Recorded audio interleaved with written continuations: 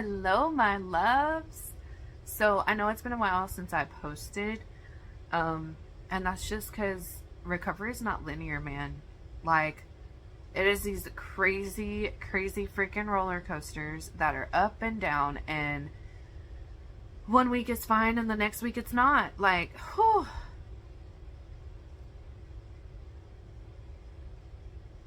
Getting through trauma is hard, man, especially coupled with grief.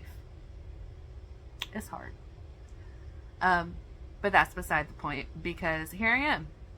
And so I was going to do like my ring light and makeup and all that crap. But I decided against it because it's empowering in and of itself to just say, hey, I don't want to wear makeup, so I'm not going to. Or to just be like, you know what? Let's do this without expectations. And that's my goal. Whoever this reaches, it reaches because it's supposed to. I'm turning it over to the universe. I'm trusting that the universe will take care of it in the way that it needs to be taken care of. And that was really cool because when I said that, my timer was at 1:11. So cool. Thanks. Anyway, I wrote a new short story and it's called Tiny Ember. And I'm really, really proud of it. I'm going to read it straight to you from my journal. My journal, which is almost full because I've been writing a lot. And I'm working on a book. And I'll give y'all more info on that throughout the process. But I'm really excited about this short story for y'all. Tiny Ember.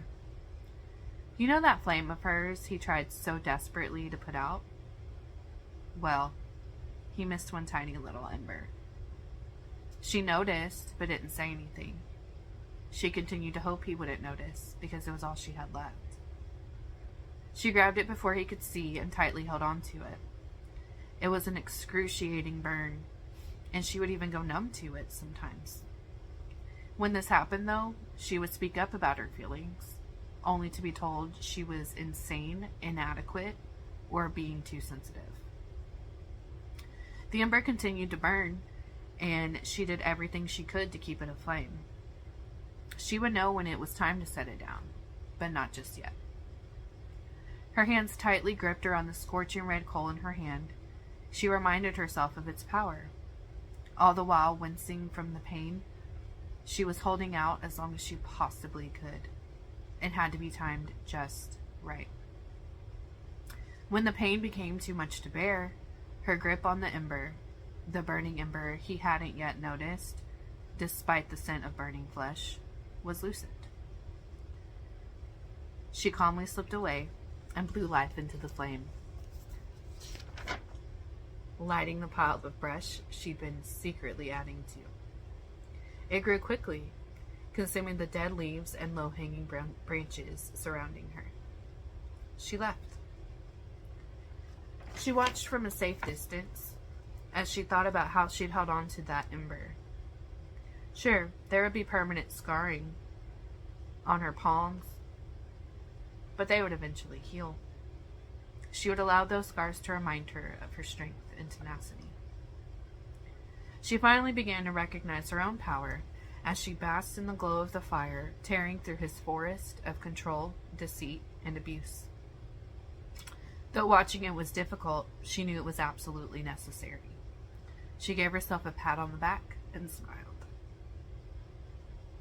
Turning around and focusing her eyes on the path ahead, she let out a sigh of relief and began her journey.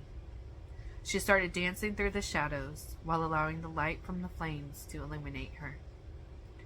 Listening to the crackles of the raging fire behind her, she stopped for a moment, realizing she was feeling something she hadn't in a very long time. Freedom. I hope y'all like it. Love you guys.